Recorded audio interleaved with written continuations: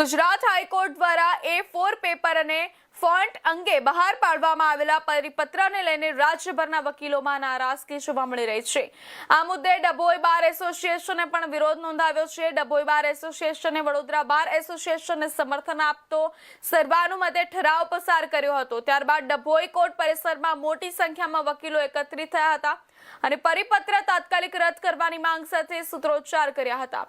વકીલોએ જણાવ્યું કે આ પરિપત્ર વ્યવહારિક રીતે અયોગ્ય છે અને દૈનિક કોર્ટ કામગીરીમાં મુશ્કેલી ઊભી કરી શકે છે। વિરોધ દરમિયાન વકીલોએ પરિપત્રની પ્રતિકાત્મક હોળી કરી પોતાનો વિરોધ વ્યક્ત કર્યો હતો। ડભોઈ બાર એસોસિએશનના હોદ્દેદારોએ જણાવ્યું કે જ્યાં સુધી પરિપત્ર પરત ખેંચવામાં નહીં આવે ત્યાં સુધી રાજ્યવ્યાપી આંદોલનને સમર્થન આપવામાં આવશે। हाईकोर्ट द्वारा